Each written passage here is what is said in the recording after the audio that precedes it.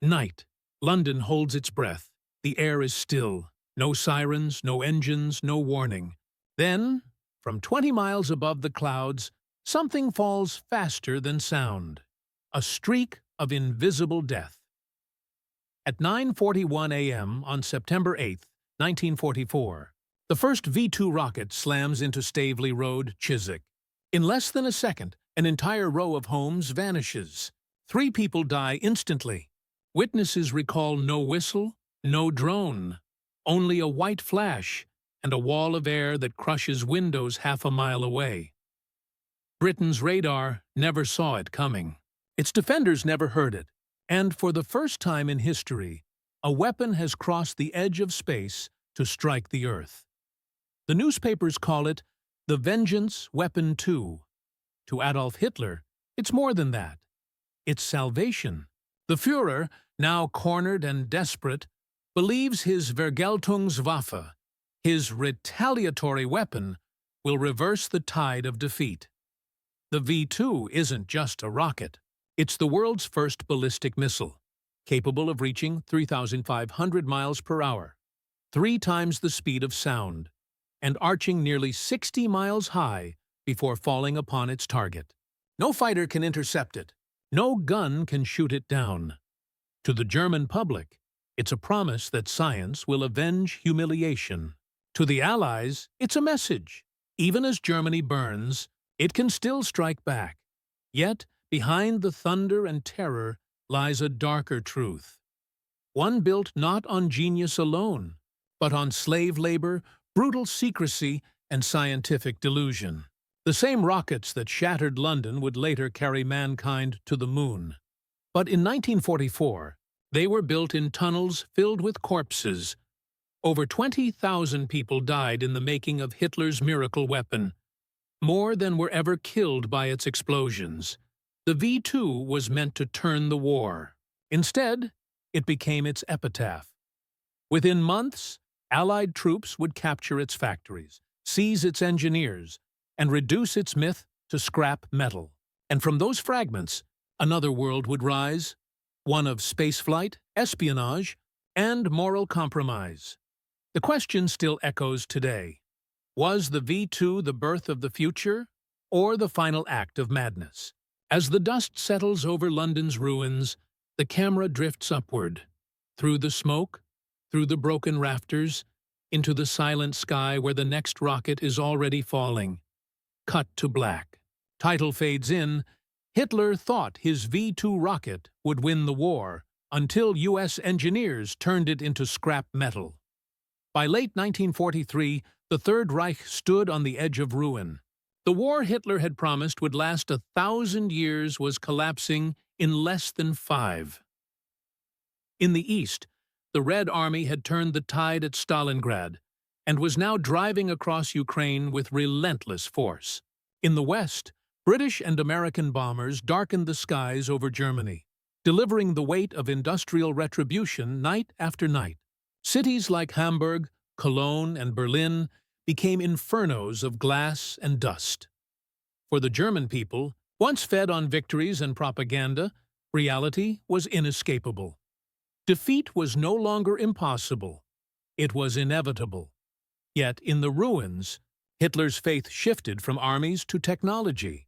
He began to believe that salvation would not come from generals, but from engineers. He called them his Wunderwaffen, miracle weapons, machines so advanced that they could change the war's course by sheer shock. Among them were the jet-powered Me-262, the stealth-like Horten 229, and above all, the weapon that promised vengeance from the heavens, the V-2 rocket. It had begun years earlier, far from the front lines, on a small island off Germany's Baltic coast, Peenemünde. There, in windswept dunes and steel hangars, a team of young engineers and physicists pursued a dream that seemed closer to science fiction than warfare. A rocket that could reach the edge of space. The dreamer at its center was Wernher von Braun, only 30 years old, a charismatic visionary obsessed with spaceflight. To him, the rocket was the future of mankind. To Hitler, It was the future of vengeance. Under the guidance of Major General Walter Dornberger, von Braun's team worked under the auspices of the German Army Ordnance Office, blending academic brilliance with military ambition. Their early prototypes, the A-1 through A-3 rockets, were plagued by failures. Engines exploded, guidance systems faltered. But with the A-4, they found success. In October 1942, the first test rocket successfully reached space. The first human-made object to do so. It was a triumph of engineering, celebrated in secret. But soon, the SS took notice. As the war turned against Germany, Heinrich Himmler and his bureaucrats of death began to tighten their grip on the program. Peenemunde's research facility became a militarized zone, guarded by the Waffen-SS. What had begun as a dream of exploration became an instrument of annihilation. Hitler saw in the rocket not a vehicle for discovery, but a weapon for revenge. He demanded production, thousands of rockets, regardless of cost or feasibility. And so, under the shadow of Allied air raids and growing chaos, Peenemünde transformed into an industrial complex of obsession. The Allied bombing campaign, however, soon reached even this remote sanctuary. On the night of August 17, 1943, more than 600 RAF bombers struck Peenemünde in Operation Hydra, part of Operation Crossbow, the Allied effort to destroy the V-weapon sites. The attack killed hundreds, including many prisoners and engineers, and forced the Germans to relocate their production underground. That move would change the V-2's story forever. Deep in the Harz Mountains, in an abandoned gypsum mine near Nordhausen, the SS carved out a new facility, Mittelwerk. There, under the supervision of the Mittelbau-Dora concentration camp, tens of thousands of prisoners were forced to build rockets by hand in subterranean tunnels. They labored 16 hours a day in suffocating darkness, surrounded by fumes, corpses, and concrete dust. The engineers above ground continued their equations. The SS beneath the earth continued their executions. The result was the same gleaming weapon, a 14-meter missile powered by liquid oxygen and ethanol, carrying a 1-ton warhead and guided by primitive gyroscopes. Each rocket took months to assemble. Each cost the lives of human beings who would never see the sky again.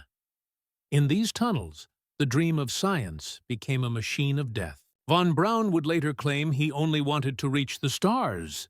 But in 1944, his rockets were pointed not upward, but toward London. The screen fades to archival footage. British children wearing gas masks, German engineers testing turbines, prisoners dragging steel frames through the tunnels. The stage is set. The Reich, outmatched on every front, turning to the heavens for revenge. By early 1944, the V-2 program had become a kingdom within the Reich, a fusion of science, propaganda, and slavery. At the top stood Heinrich Himmler, who saw the rocket not only as a weapon, but as a symbol of SS dominance over Germany's crumbling military bureaucracy. Beneath him, Hans Kammler, a cold and methodical architect of death, assumed control of the project. Kammler had designed concentration camps. Now he would design launch systems. Under his authority, the Mittelwerk tunnels expanded into a labyrinth nearly 20 kilometers long. Each day, thousands of prisoners, Poles, Russians, Frenchmen, and political dissidents were driven inside at dawn and dragged out at dusk if they survived the shift. Starved and beaten, they assembled rocket engines and warheads under the light of flickering bulbs. The average life expectancy in Mittelbau-Dora was less than 3 months. The SS called the site Dora Mittelbau Produktionsstätte, production facility. The prisoners called it Hell under the mountain. As the Reich's need grew desperate, production quotas rose. Each rocket carried the promise of revenge, but everyone demanded a price in blood. In total, over 60,000 prisoners passed through the Dora camp. At least 20,000 died, not by bombs or bullets, but by exhaustion, disease, and execution. The engineers visited rarely, and when they did, they kept their eyes forward. Von Braun later described his horror at the conditions, but at the time, he continued his work, promoted within the SS to Sturmbannführer, Major. In letters, he pleaded for more skilled prisoners, not better treatment for them. Technology had become theology. Each launch was an offering to a god of vengeance. Above ground, the propaganda machine went into motion. Nazi newsreels spoke of a weapon that cannot be stopped. Posters promised retribution for every bomb that fell on Berlin. The Ministry of Propaganda renamed the A-4 rocket the V-2, short for Vergeltungswaffe 2. Vengeance Weapon 2. For Hitler, this was more than strategy. It was salvation. He told his generals, "With these rockets, we will make the enemy tremble. London will burn." But behind the speeches, his empire was disintegrating. Oil reserves dwindled. Trains were destroyed by Allied fighters. Each V-2 consumed tons of precious fuel and rare materials. Even at full production, the weapon could not be built fast enough to alter the war. Still, the Führer clung to faith in technology, faith that defied arithmetic and reason. In his mountain retreat, he stared at film reels of test launches and murmured that fate itself had chosen Germany to lead mankind into a new age. His generals knew better. Field Marshal Albert Kesselring noted bitterly, "We are building rockets while our soldiers have no shoes." By summer 1944, the Allies had landed in Normandy. Germany's frontiers were collapsing. And yet, in secret bunkers across occupied Holland, engineers and SS units prepared mobile launch batteries, the fahrbare Abschussrampe that could drive, fire, and vanish within hours. Each launch site required 30 vehicles, dozens of men, and constant fuel supply. The V-2's power came at the cost of mobility and chaos. But the propaganda minister Joseph Goebbels was ecstatic. He promised that once the campaign began, England will face a storm from which it will never recover. In late August 1944, the first operational units took position near The Hague. Their target, London, still scarred from the Blitz, but undefeated. The engineers checked their gyroscopes. The launch crews loaded ethanol fuel.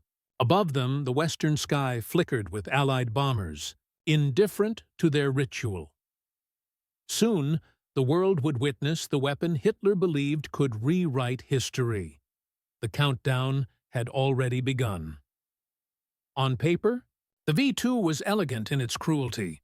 A mobile launcher rolled out, men checked instruments by torchlight, fuel tanks hissed, gyroscopes spun. Within minutes, the missile would rise, vanish into the veil of blue, and fall on a city that could not fight back. The plan was twofold and simple: terror and disruption. First, terror. The Nazi leadership believed that a weapon immune to air defense would break civilian morale. If London, a symbol of Allied resilience, could be struck with impunity, the story went, public confidence would crumble. Bombing by bombers was one thing.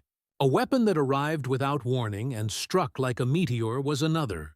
Hitler and his propagandists imagined headlines of panic, streets emptied, and a British government that could no longer sustain the war effort. Second, disruption. The Allies depended on ports, railheads, and supply depots. A well-aimed V-2 campaign could, in theory, choke a logistics hub, slow the flow of men and materiel from the United States, and buy Germany time to stabilize a collapsing front. Antwerp and its approaches, the new lifeline for Allied armies after Normandy, became especially attractive targets. Strike a harbor, and you strike the army it feeds.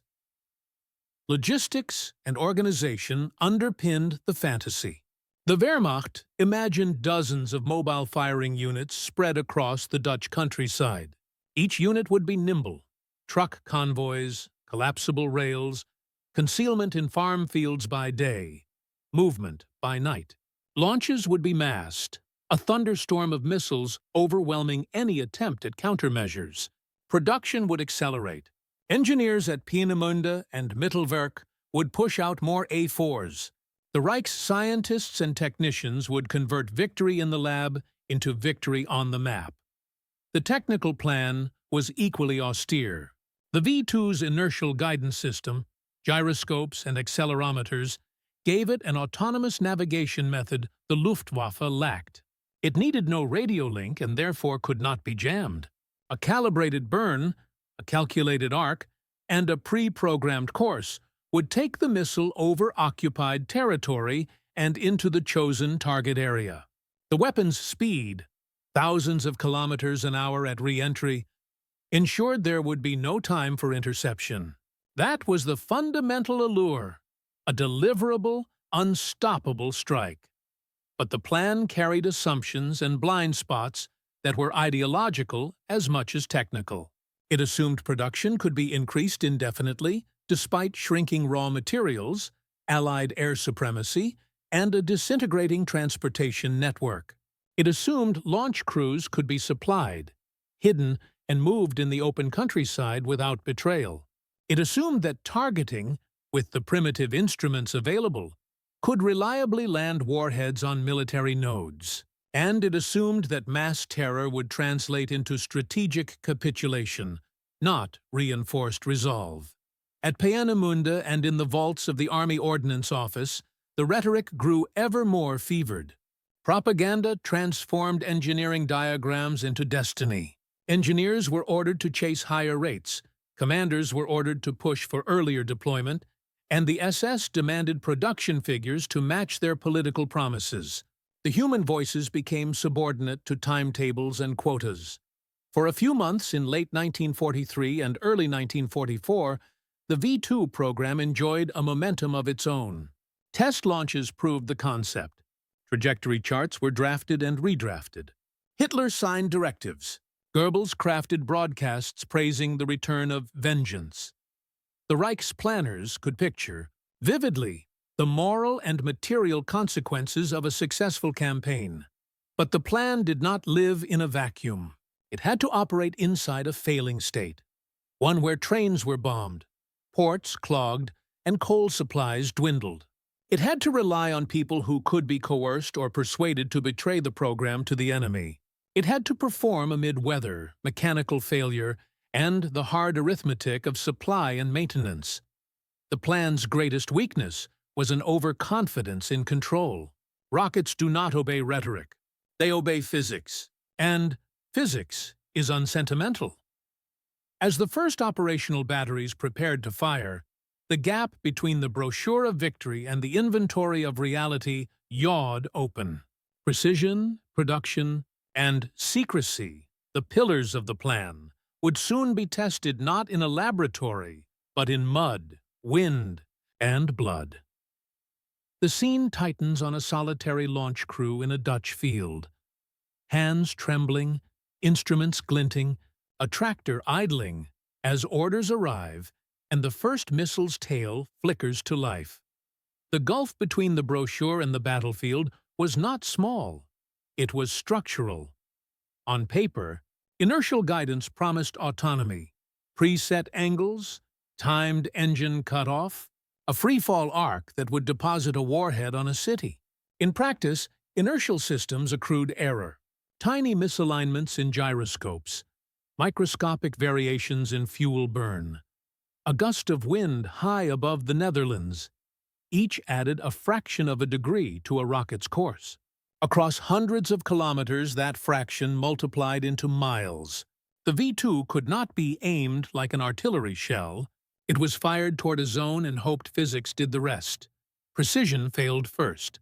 Rockets that left the same launcher on the same day landed miles apart. Targets designated as docks hit residential blocks. Attempts to strike railheads instead emptied neighborhoods of their roofs. The weapon's psychological terror was real, but its military utility was blunt. Production proved no less illusory. Mittelwerk's tunnels spat out missiles, but at terrible inefficiency. The subterranean factory could not match pre-war industrial throughput. Key components, high-grade steel, precise gyroscopes, vacuum pumps for turbopumps, were scarce. Allied attacks had severed supply lines. Trains that carried castings and turbopumps were strafed. Bridges the size of arteries vanished in a night. Each completed rocket was the result of a logistical thread pulled taut across a collapsing state. Fuel was another arithmetic the Reich could not bend. The V-2 required tons of ethanol and liquid oxygen. Commodities in short supply as Allied bombardment and submarine warfare choked Germany's imports and internal transport. To feed a rocket, you had to feed tankers, rails, and men, all in short supply. At times, launch crews cannibalized other rockets simply to push one downrange. Secrecy became a liability. The move from Peenemünde to underground production had saved the program from annihilation in the air, but it created new vulnerabilities: longer supply lines, crowded transport schedules, and a workforce dependent on guarded roads. Mobile launch units, intended to be dispersed and invisible, became predictable once their support traffic showed patterns. Farmers in occupied Holland saw convoys moving by night.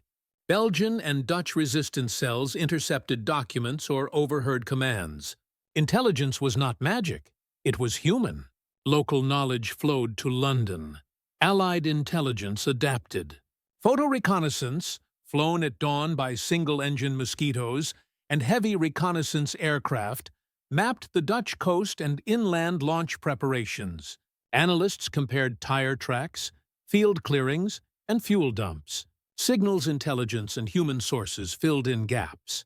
The Allies launched Operation Crossbow, a strategic campaign of bombing and interdiction aimed at the whole V-weapon system.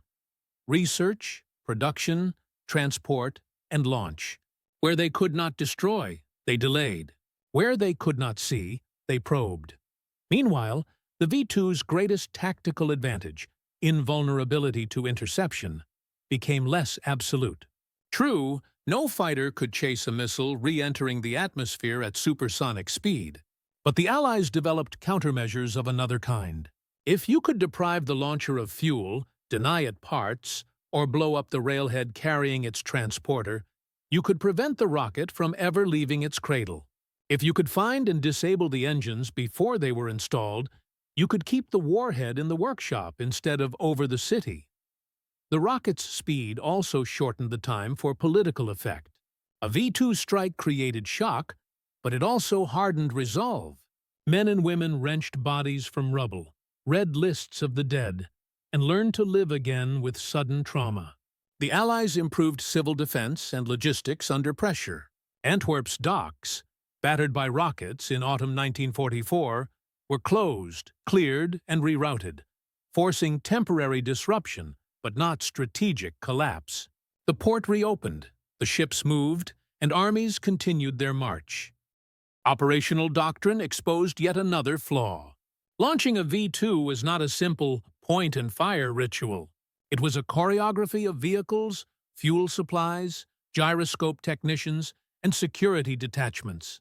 Once the Allies learned the pattern, caches of fuel near hedgerows, tractors towing rail segments, workers refueling under cover, they began to predict where a battery might appear next. Greater mobility required more fuel, more men, more supply points, more signatures to be found. And then there were the human elements that no schematic captured. Equipment tired, crews erred, and discipline frayed under Allied strafing and the cold Dutch rains. Men who had trained on concrete at Peenemünde now huddled in sodden fields, lighting torches to read instrument dials that fogged in the night air. Launch windows closed under weather, gyroscopes balked in the cold. Valves froze.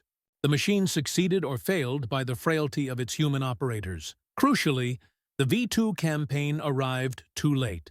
By the time the mobile batteries fired their first salvos in September 1944, the strategic picture had shifted dramatically against Germany. The Allies had a lodgment in France and were pushing across Europe. Logistics could be repaired more easily than Germany could build rockets.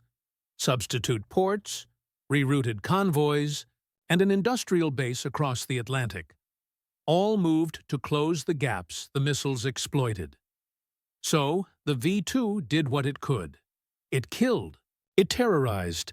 It made headlines and footage for propaganda reels. But it could not change the map. It could not stop tanks rolling into the Reich. It could not bring back fuel. It could not repair the trains, and yet the rockets kept coming. Dozens at first, then hundreds. Each launch was a bet the Reich could still influence politics with technology. Each failure, a rocket that fell short, a battery discovered and smashed, a production line delayed by a raid, chipped away at that bet. The gap between plan and reality widened into a chasm. What was advertised as a decisive instrument of victory became an expensive, imprecise, and morally compromised appendage of a dying state. The first operational salvos rose over Holland and streaked toward London and Antwerp. The moment had arrived to see whether the rockets could overcome the mistakes, or whether the mistakes would bury the rockets and the Reich together. The camera follows a V-2 as it climbs, a plume like a white tongue across a gray sky, then cuts to a map tracking its fall toward the city below, setting the stage for the decisive moments to come. London, September 1944. The war had already carved deep scars across the city.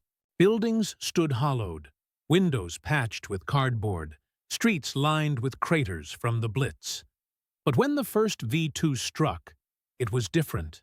There was no siren, no warning, no roar of approaching bombers, a single second of silence, then annihilation. At 9:41 a.m., the rocket from a field near The Hague struck Staveley Road, Chiswick.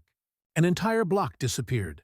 Those who ran toward the sound found a pit 15 meters wide, water mains erupting into the air, bricks still falling like rain. People stood dazed, trying to understand what had happened. Some swore it was a gas explosion. Others thought it was sabotage. The government said little. The Ministry of Information imposed a blackout on news of the new weapon, calling it simply a large explosion. The truth, that Hitler had reached across the channel with a weapon traveling faster than sound, was kept secret to prevent panic. But within days, more rockets followed. By October 1944, V-2s were falling daily on London, Norwich, Ipswich, and later on Antwerp, the vital Allied port in Belgium. The rockets were launched from forests and farmlands across occupied Holland. Crews worked in darkness, headlights covered, engines muffled by canvas. Each mobile battery, the Farber Battery 485, could assemble, fuel, and fire in less than 2 hours. The process was perilous. Liquid oxygen froze valves and burned skin. One mistake, one spark, and the entire convoy could vanish in a fireball.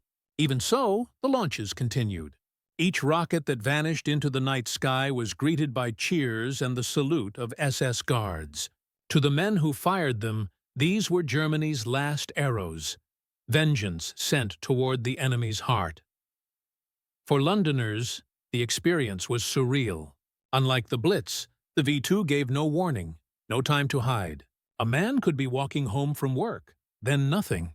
The rocket arrived faster than its own sound.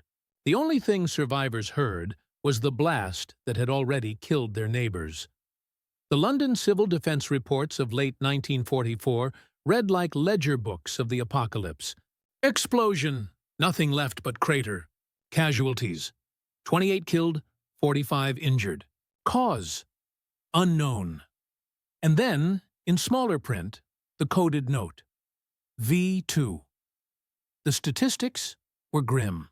Between September 1944 and March 1945, over 1,350 V-2s struck England. Another 1,600 hit Antwerp, which became the most bombarded city in Western Europe. Each rocket carried nearly a ton of high explosive. Each left a crater the size of a house. But behind every impact lay another truth. The rockets were killing civilians. not soldiers. The guidance errors that plagued Peenemunde's tests persisted in combat. Targets intended as docks or depots instead obliterated apartments, schools, and tram stops. Entire families disappeared into clouds of dust. Still, the German High Command called it success. Each explosion was framed as proof that the Reich could still strike back. Goebbels' broadcasts announced hundreds of enemy casualties. The reality was random terror. Yet even terror has limits. As the attacks continued, London adapted. People stopped listening for sirens. There were none to hear. They simply carried on, accepting fate as part of daily life. Children walked to school past smoking ruins. Shopkeepers swept glass before reopening their stalls. Resilience became defiance. The same courage pulsed in Antwerp, where Allied soldiers and civilians lived under constant bombardment. By late November, V-2s were falling at a rate of 5 per day. The port, vital for supplying the front, suffered but did not close. American and British engineers worked through nights to repair docks and cranes. Cargo ships still unloaded ammunition and fuel under skies split by invisible thunder. For Hitler, however, every launch was proof of divine destiny. He told his aides, "These rockets will force the British to negotiate. They cannot bear such punishment." But by the winter of 1944, his generals knew the truth. The V-2 could kill civilians, not wars. Behind the propaganda, the campaign was devouring itself. The logistical effort to sustain even 10 launches per day required thousands of men, tons of fuel, and a transport network already collapsing under Allied bombing. Every rocket fired from Holland meant less fuel for tanks on the Eastern Front, fewer trains for troops in the Ardennes. Germany was bleeding itself to sustain the illusion of power. Meanwhile, British intelligence began piecing together the pattern. Reports from the Dutch resistance identified the telltale columns of vehicles and the charred circles left by mobile launch pads. Photographs taken by RAF reconnaissance planes confirmed the locations. Allied bombers responded with a new wave of Operation Crossbow raids, striking launch areas, storage depots, and the Mittelwerk supply lines. The result was a war of attrition between bombers and rockets, industry and willpower. Every V-2 launched meant another destroyed on the road, another lost to a failed engine test, another buried in the mud. The terror continued, but its power was fading. For those under the falling rockets, however, the statistics were meaningless. Each detonation was a private catastrophe. Mothers digging through debris, firemen coughing through dust, children searching for familiar faces that were gone. Technology had reached the edge of the heavens, but it had not risen above human cruelty. By the dawn of 1945, even Hitler's inner circle understood the truth. The V-2 campaign would not save the Reich, but it would still haunt the dying months of the war, a symbol of both human ingenuity and moral collapse. The camera lingers on a London street at dawn, smoke drifting through pale sunlight, shattered glass glinting on the pavement. Somewhere far away, another rocket ignites, its flame reflected in the broken windows. By the winter of 1944, the V-2 was no longer a secret. The British government had confirmed its existence. The newspapers had named it. Londoners, resigned to its sudden blows, called it simply the rocket.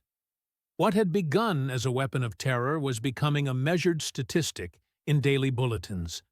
But in Holland, beneath pine forests and frozen fields, the SS launch units kept firing. Every night, convoys rolled into position, trucks loaded with fuel tanks, warheads, and sections of rail. The ground crews moved like ghosts, guided by lantern light and orders whispered under breath. Each launch was a race against the dawn. Once the plume of exhaust betrayed their position, Allied fighters and artillery would come hunting. By January 1945, the front lines were closing in. The Allies were sweeping through Belgium toward the Rhine. The British Second Army, advancing under Field Marshal Montgomery, captured town after town that had once sheltered launch sites. Every advance meant another loss for the rocket crews. Fewer hiding places, longer supply lines, and growing desperation. The Germans tried to adapt. They moved their launchers closer to the German border, into the forests of Cleves and the hills around the Ruhr. But the mobile concept, the miracle of concealment, was collapsing. Each launch required trucks, fuel depots, and communications posts that left visible scars on the land. Allied aerial reconnaissance mapped them relentlessly. In February 1945, the last V-2 units in Holland fired their final salvos. Some reached London. Others fell short or exploded mid-air. The last rocket to hit the British capital came on March 27, 1945, striking Stepney in East London and killing 134 people. It was, fittingly, both the culmination and the epitaph of the campaign. 2 weeks later, British troops overran the final firing positions near The Hague. The war's most advanced weapon had run out of land from which to launch. As the Allied armies crossed into Germany, intelligence officers carried new orders: find the rocket scientists before the Soviets did. At the heart of this race was a name whispered through briefings and decoded intercepts: Werner von Braun. He was not merely an engineer. He was the architect of the entire V-2 program. And as Germany collapsed, he and his team of 120 engineers at Peenemünde knew they held the keys to the future, whichever side claimed them. Peenemünde itself lay in ruins, shattered by repeated Allied air raids.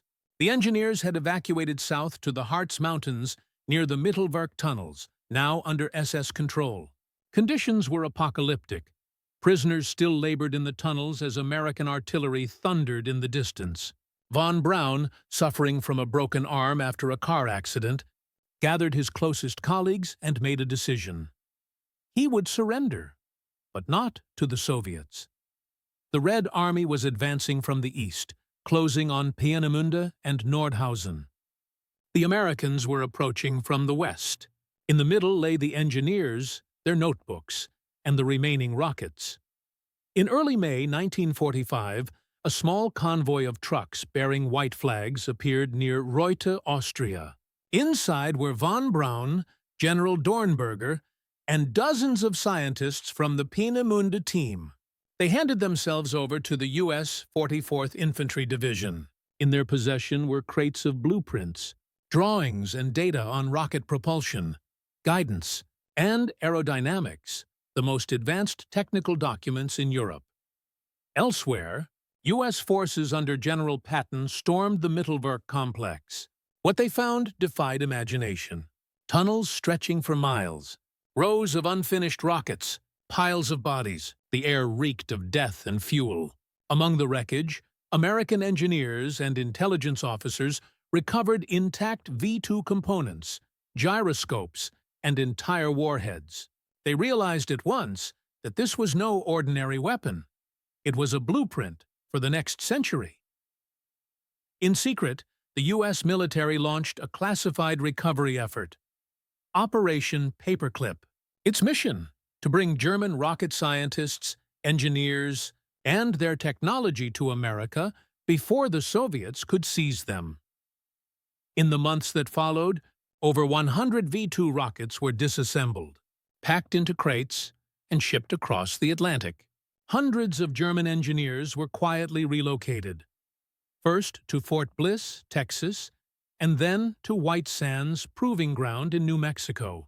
Among them was von Braun, now working for his former enemies. The irony was staggering.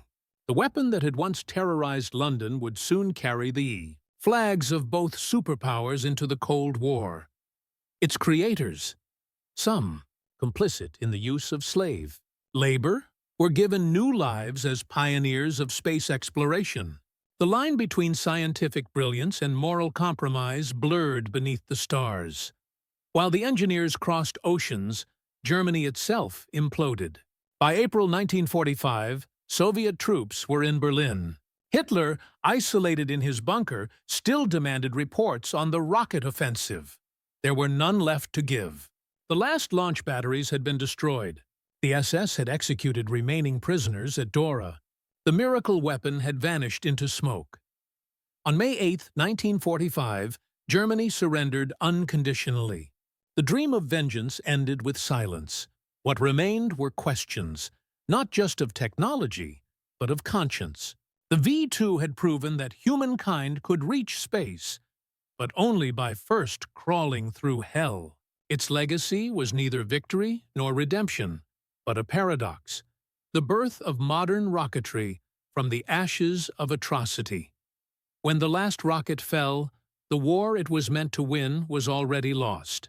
Yet its echoes lingered in the ruins of London, in the tunnels of Mittelwerk, and in the conscience of those who had built it. Between September 1944 and March 1945, more than 3,200 V-2 rockets were launched. Roughly 1,400 reached England, primarily London. 1,600 struck Antwerp and Liège. The rest fell across France, the Netherlands, and even within Germany's own borders due to malfunction. The direct human toll was staggering but strategically meaningless. In Britain, 2,154 people were killed, and over 6,500 seriously injured. In Antwerp, the numbers were even worse. 4,500 civilians and Allied troops died under the bombardment. The single deadliest strike occurred on December 16, 1944, when a V-2 slammed into the Rex Cinema in Antwerp during a packed afternoon matinee. The explosion killed 567 people, more than any single V-2 attack in the war. By contrast, the campaign consumed colossal resources. Each rocket required 30 tons of fuel, 8,000 precision-machined parts, and the labor of tens of thousands of workers. Its cost, including production, infrastructure, and launch logistics, exceeded 3 billion Reichsmarks, roughly equivalent to the cost of Germany's entire fighter aircraft program for 1 year. It was, economically and militarily, the most expensive terror weapon ever built.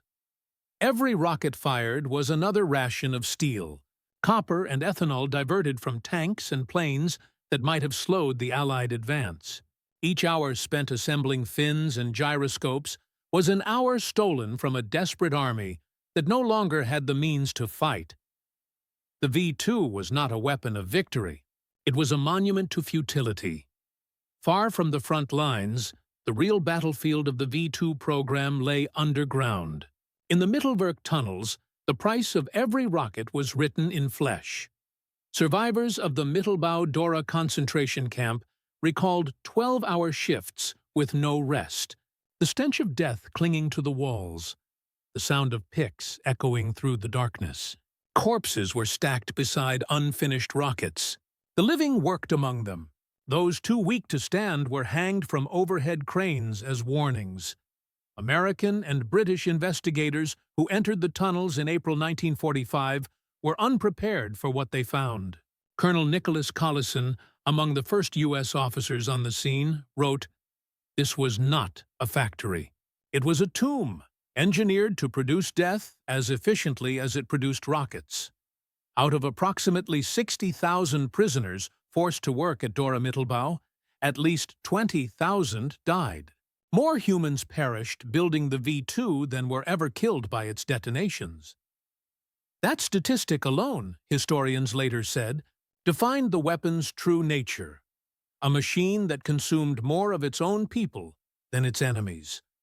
When Allied investigators compared the numbers, the verdict was clear. Strategically, the V-2 achieved nothing. It delayed no campaign, destroyed no military formations, and altered no decisions in the Allied High Command.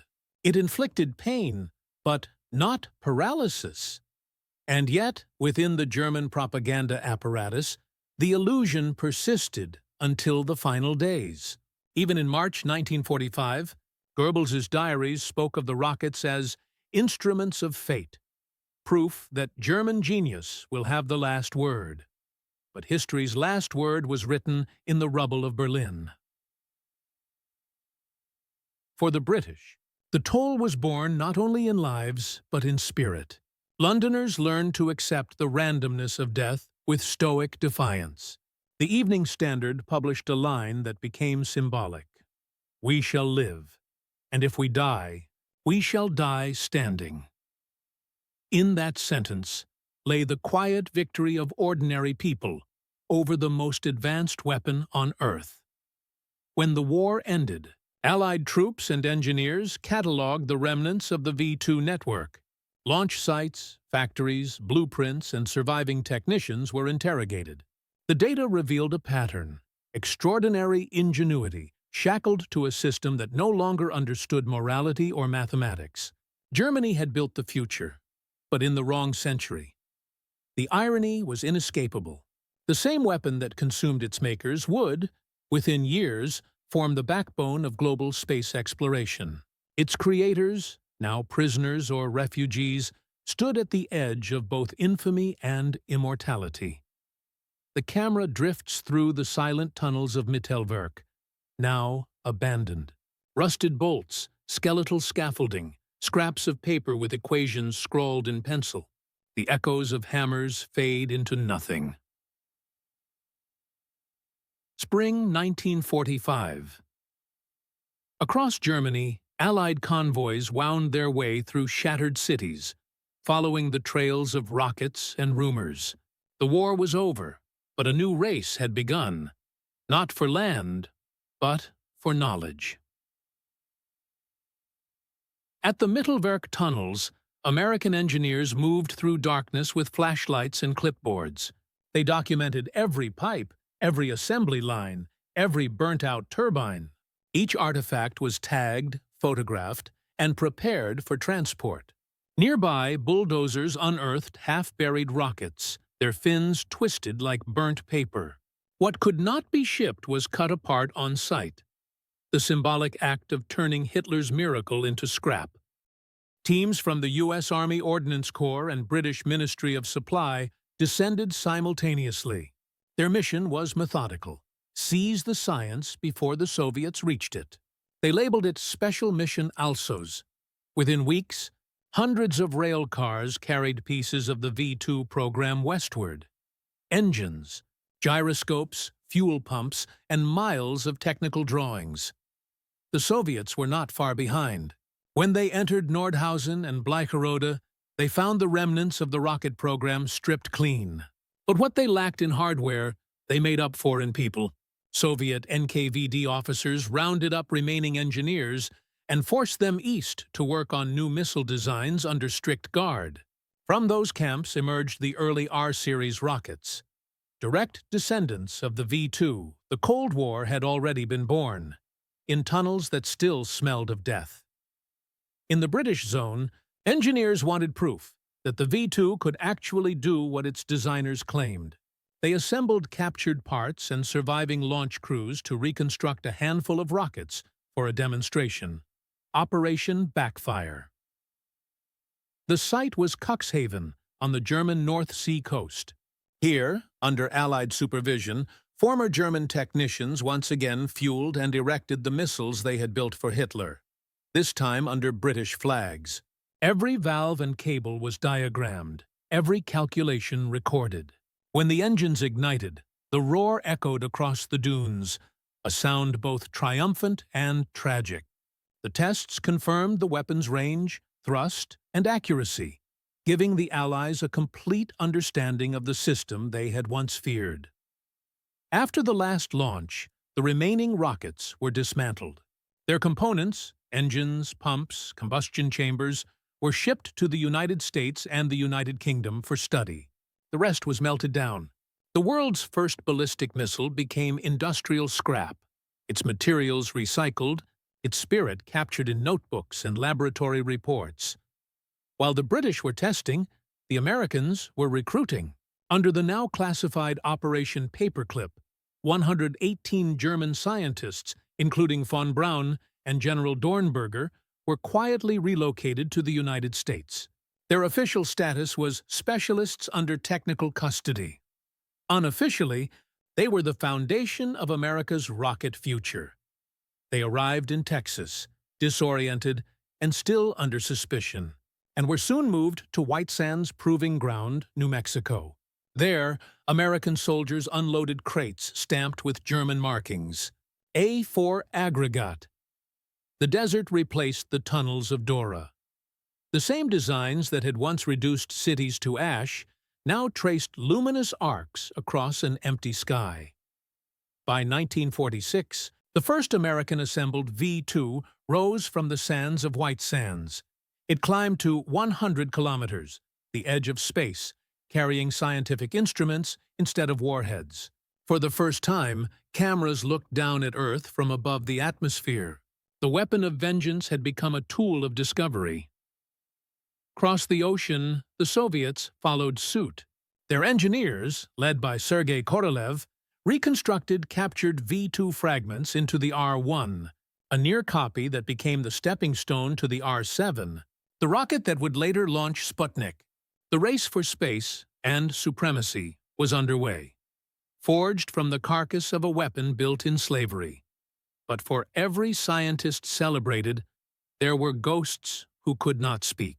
At the Dora Memorial, liberated prisoners told investigators of the bodies left in pits, the disease, the executions for minor mistakes. When Allied officers asked how many had died, survivors gave numbers that grew with every testimony. 10,000, 20,000, more. The archives eventually confirmed the higher figure. In the official war crimes investigations that followed, the Mittelwerk directors and several SS officers were tried at Dachau in 1947.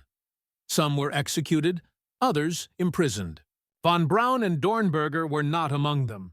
Both were already working under U.S. Army contracts. It was a quiet compromise. Moral justice traded for scientific advantage. The world was rebuilding, and the race to master rocketry left little room for reflection. By 1948, almost every trace of the V-2's industrial machinery had been dismantled. Peenemünde became a Soviet base. Mittelwerk's tunnels were sealed. What remained were crates of data, piles of twisted metal, and a legacy divided among nations. To most, the V-2 was over, its parts melted, its name forgotten. But to those who studied its wreckage, it was the beginning of something larger. The same engines that had once propelled vengeance now propelled satellites and astronauts. The metal once used to bomb civilians now carried cameras, sensors, and hope beyond the atmosphere. In the end, Hitler's miracle weapon did win something, not for him, but for history. It forced humanity to learn, too early and too painfully, that technology without conscience is only another form of ruin. The V-2 campaign ended in rubble, but its fragments seeded the world's next conflict. When Germany capitulated in May 1945, two powers stood astride the ruins: the United States and the Soviet Union. Both understood that the rocket, once a terror weapon, was now the key to the future of warfare and the future of space. In Washington, the U.S. Army Ordnance Department pressed its advantage. Within months, the scientists brought over under Operation Paperclip were designing prototypes for long-range missiles. By 1947, the same physics that had guided the V-2 shaped America's first ballistic missile project, the Redstone, and the first test launches of reconstructed V-2s at White Sands Proving Ground. To the public, they were instruments of science. To the Pentagon, they were blueprints for the next war. In Moscow, the message was identical, but the tone colder. Soviet intelligence transported captured parts, drawings, and engineers eastward. At Kaliningrad, later NII-88, teams under Sergei Korolev and Helmut Grötrup, a German expert kept under guard, reverse-engineered the weapon. The first Soviet copy, the R-1, flew in 1948. Within a decade, its descendants would carry nuclear warheads and satellites. The V-2 had been meant to defend Germany. Instead, it divided the world into armed hemispheres. The missile changed military logic itself. Before the V-2, war had been about borders, fleets, and front lines. After it, the front could be anywhere the sky reached. Both superpowers saw what Hitler never had: that a rocket was not merely a weapon of terror, it was a delivery system. Married to the atomic bomb, it promised annihilation at continental scale. The Cold War's doctrine of deterrence, mutual destruction as stability, was born in the shadow of the V-2's trajectory. By the early 1950s, the US and the USSR each possessed improved descendants of the German design, the Redstone and the R-5, capable of carrying nuclear warheads. What had once been 14 meters of steel falling on London became 25 meters of potential apocalypse crossing oceans. The irony was unmissable. The V-2 had failed as a weapon of victory but succeeded as a philosophy of fear. Its speed, once an engineering marvel, became the measure of human anxiety. But beneath the strategic triumphs lay unresolved questions. In 1947, the Dora Mittelbau trials opened at Dachau. 46 SS officers and factory administrators faced charges of war crimes for the murder of prisoners forced to build rockets underground. Photographs of the tunnels, piles of corpses, skeletal survivors, were entered into evidence. The judges declared the enterprise a crime against humanity disguised as engineering. Several defendants were executed. Others received long sentences. Yet the men whose equations had made the rockets fly, von Braun, Dornberger, Arthur Rudolph, were absent from the dock. They were already working in America. This omission ignited quiet outrage among some Allied officers and jurists. How could the architects of a system that killed 20,000 laborers escape accountability? The answer lay in expediency. The same week verdicts were read at Dachau. The U.S. Army approved expanded funding for von Braun's research group in Huntsville, Alabama. Justice had met geopolitics and lost. The British press called it the moral amnesty of science. For many survivors, it was betrayal.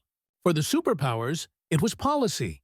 The world's next century, it seemed, would be built not on guilt, but on velocity.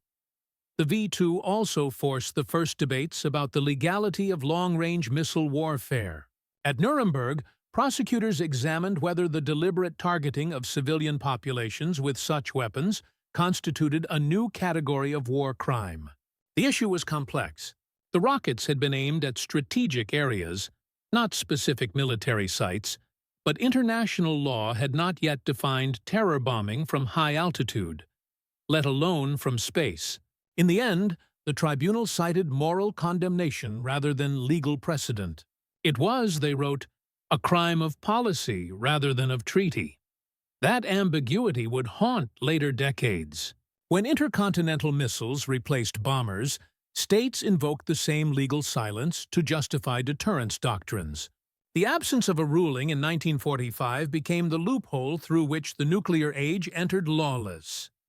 While courts debated morality, engineers rewrote destiny. Pienemunde's legacy transformed not only warfare, but industry. Guidance systems born from the V-2 led to inertial navigation for aircraft and submarines. Its liquid fuel engines inspired American and Soviet space programs. In less than 20 years, the same mathematics that had destroyed London guided Apollo 11 to the moon. But the moral architecture never caught up with the mechanical one.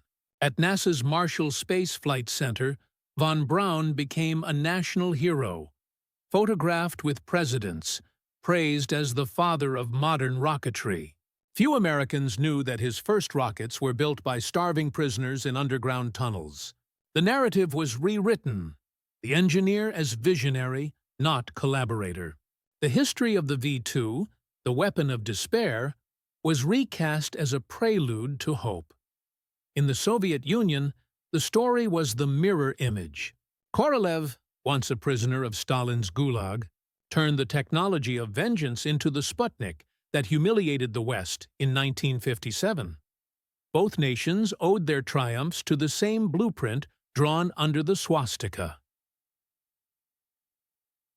By the early 1960s, every major missile and space program carried the DNA of the V-2. The world had inherited not just a machine, but a moral paradox. Can a technology conceived in atrocity ever be purified by progress? For Germany itself, the question was unbearable. Post-war memorials rose at Dora and Peenemünde, stark and silent. The inscriptions did not glorify science or victory. They remembered the nameless dead who had built the future with their lives. When former engineers visited years later, they stood in silence. The sound of the sea at Peenemünde blending with the whisper of wind through broken concrete. The weapon that once promised the 1,000-year Reich had lasted less than one. Its afterlife would last forever. The screen fades between black and white footage, rockets rising over desert ranges, courtroom photographs, the still faces of survivors in striped uniforms. Over them, the narrator's voice softens. The V-2 did not end with the war. It ended when humanity learned that no technology is neutral. Only the hands that command it decide its direction. In 1945, the V-2 program was a crime scene. By 1969, its descendants stood on launch pads bearing national flags. The transformation was breathtaking and troubling. The rocket that once carried a ton of high explosive over London now carried astronauts toward the moon. Its creators, once fugitives and prisoners, now smiled in photographs beside presidents and cosmonauts. In the American desert, White Sands, the V-2 rose again, this time with instruments instead of warheads. It carried cameras that photographed Earth's curvature for the first time. It recorded cosmic rays, ultraviolet radiation, and the thinness of the stratosphere. Scientists cheered. The same plume of fire that had once announced death now heralded discovery. In the Soviet Union, the legacy took another form. Sergei Korolev, working in secrecy, transformed the V-2's skeleton into the R-7 Semyorka, the world's first intercontinental ballistic missile, and, in 1957, the launch vehicle for Sputnik 1. The race for space had begun, born not from peace, but from rivalry, and from the same blueprint carved under the swastika. When Apollo 11 lifted off in 1969, the Saturn V rocket beneath it bore the unmistakable lineage of the V-2, its liquid fuel stages, its clustered engines, its gyroscopic guidance, the same equations, the same physics, but wielded for a different purpose. Von Braun watched the launch from mission control, his face half lit by the glow of screens. He whispered a single line. The dream came true. But for those who remembered Dora and Peenemünde, the dream was layered with ghosts. Post-war Germany tried to bury the V-2 beneath reconstruction and shame. Peenemünde became a museum only decades later, its bunkers softened by grass and time. At Mittelbau Dora, the memorial opened in silence. No fanfare, no rhetoric, only the wind moving through the old mine shafts. Guides there still tell visitors, this is where space began, and where thousands ended. For historians, the weapon became a mirror of human contradiction. It was proof that genius and evil could coexist in one blueprint. Every bolt of the V-2 embodied that duality, creation and destruction, progress and horror intertwined. Popular culture, too, reshaped the story. In the West, films and documentaries praised the dawn of the space age. In the East, Soviet propaganda celebrated the triumph of socialism in orbit. Few mentioned the prisoners who had died forging the first rocket engines by hand. The V-2's story was mythologized, stripped of its screams and reduced to statistics, equations, and glossy images of spaceflight. But the truth remained carved into the stone of Dora's tunnels. The future had been built by men who were never meant to live to see it. The V-2's greatest lesson was not mechanical, but moral. It taught that technology is never neutral. Every invention carries the fingerprints of its purpose and the conscience of its creator. When Hitler commissioned the V-2, he saw salvation in speed, redemption in fire. He believed technology could replace strategy, that science could substitute for morality. It was the same delusion that haunted later decades, that innovation alone defines progress. The Allies, too, inherited that illusion. In the rush to capture knowledge, they made compromises that would echo for generations, forgiving men who should have stood trial, rewarding those whose genius had served a regime of terror. The logic was simple, pragmatic, and chilling. If we do not use them, the enemy will. That reasoning became the foundation of the Cold War, and it endures in every debate about technology and ethics. From nuclear weapons to artificial intelligence, the question remains unchanged. Does mastery of power excuse its origin? Without the V-2, there would have been no missile age, no satellite communication, no moon landing. Its innovations, supersonic flight, liquid fuel engines, gyroscopic stabilization, multi-stage design, remain the skeleton of every rocket since. Its failures, guidance drift, fuel instability, moral blindness, remain the cautionary heartbeat of every laboratory that follows. The V-2 proved that once knowledge exists, it cannot be unlearned. It can only be repurposed. The question is always, toward what end? From the charred fields of Holland to the launch pads of Cape Canaveral, the line is unbroken. Every countdown echoes Peenemunde's first tests. Every ignition carries the memory of tunnels where thousands labored and died. The rocket's ascent was physics. Its meaning was human. The V-2 did not win the war, but it redefined the battlefield. It showed that nations could be struck without warning, that distance was no defense, and that human ambition could leap beyond moral restraint. In that leap lay both our triumph and our peril. For historians, the weapon's story ends not in 1945, but in the question it still asks. Can humanity pursue progress without repeating the blindness that forged it? The camera pans upward, from the rusted ruins of Dora to archival footage of a rocket rising in slow motion against a blue sky. The narrator's voice fades into a whisper. The V-2 was born from despair, built in darkness, and buried in guilt. Yet its shadow still stretches toward the stars. The lesson it leaves behind is simple: that precision outlasts brute force only when guided by conscience. Some myths about V-2 Ereturth. To remark to our myth 1, the V-2 could have won the war. It never could. By the time the first rockets launched in September 1944, Germany had already lost the means to wage modern war. Its armies were retreating on every front, its industry collapsing under Allied bombing, its fuel reserves nearly gone. Even if production had doubled or tripled, the rocket's effect would have been psychological, not strategic. It carried a 1-ton warhead, far too small to destroy docks or factories decisively, and far too inaccurate to hit them reliably. The Reich spent billions on what was, in truth, an engineering miracle turned into a military illusion. The V-2 did not win Germany the war. It only prolonged its suffering. Myth 2. The V-2 was a precision weapon. In reality, it was anything but.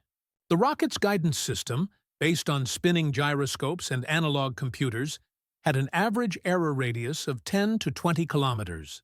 When launched at London, it might strike any district within that circle. Most of its victims were civilians, hit at random. The idea of a smart weapon was propaganda, a promise made to justify impossible costs and conceal the truth of blind bombardment. Modern missiles, built with digital guidance, trace their ancestry to the V-2, but not its precision. They inherited its ambition, not its accuracy. Myth 3. Operation Paperclip erased Nazi guilt. The truth is more complicated and more uncomfortable.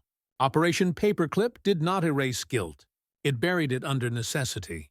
American officials knew the backgrounds of many engineers they recruited. Some had worn SS uniforms. Some had witnessed or ignored the deaths of slave laborers. But in the logic of the early Cold War, knowledge outweighed justice. Scientists were sanitized, dossiers rewritten, and history edited to fit a new narrative, the story of progress. The ethical debt was never paid, only deferred. Its interest continues to accrue in every debate about science and morality today. Visual. The ruins of Dora fade into archival footage of rockets rising in slow motion, clouds curling in silence.